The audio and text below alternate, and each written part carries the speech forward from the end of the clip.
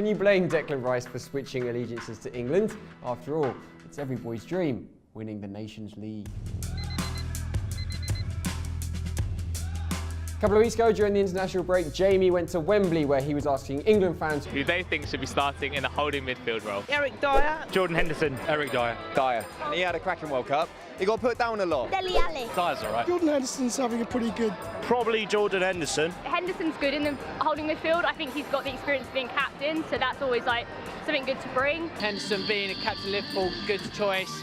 But then again, like Dyer has strength, so those two together I feel like work well. Declan Rice, I think he's the future of England. Loftus-Cheek. Kieran Trippier. Barkley. Alexander Arnold. Probably Declan Rice. Declan Rice. Declan Rice, I agree. Declan Rice. He's been a constant performer for West Ham this season. He should be in front of the back four. I think Declan Rice. Not Declan Rice. I'd probably go for James Ward-Prowse. Reliable player. Yeah, James Ward-Prowse. It's tough, we've not really got anyone there to play, to be honest. I think That's our weak spot, as everyone knows. So that's what the fans think. Now let's put it to the numbers. Following much publicised deliberation, Declan Rice has recently pledged his international allegiance to England.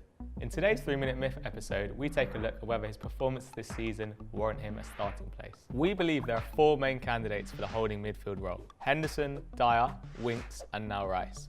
Rice's playing characteristics are most closely linked to Dyer's, with both exhibiting a combination of build-up passing and defending in their games, whereas both Henderson and Winks are heavily weighted towards possession. Let's begin by comparing Rice and Dyer from a defensive point of view. Rice comes out on top for interceptions and tackles per 90, with Dyer marginally ahead for aerial duels won. However, is this purely down to the fact that Rice plays in a team that does more defending? To account for this, we compared the number of possessions won per 90 of Rice to the defensive midfielders from teams that do similar amounts of defending to West Ham according to our models.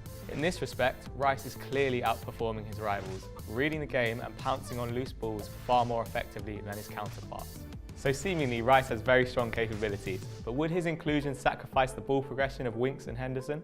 To test this, we looked at how the 4 candidates moved the ball through the middle third of the pitch.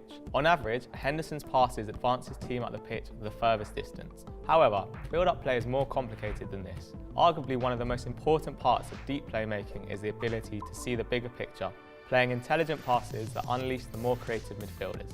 Looking at the next sequence of events, Rice seems to excel.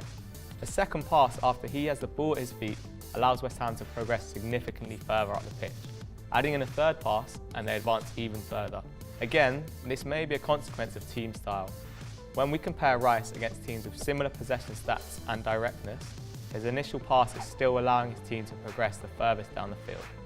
Even when we add in Mark Noble and Pedro Obiang, his midfield counterparts at West Ham, he remains best. So seemingly better at defending than Dyer, and better at build-up play than Winks and Henderson, we believe Declan Rice is the ideal candidate to start in the holding midfield role. So there we have it, Declan Rice is clearly one to watch, and Gareth Southgate should certainly keep an eye on him. Where should we go next? Let us know in the comments below. But in the meantime, this has been 3-Minute Myths, delusions debunked in 180 seconds.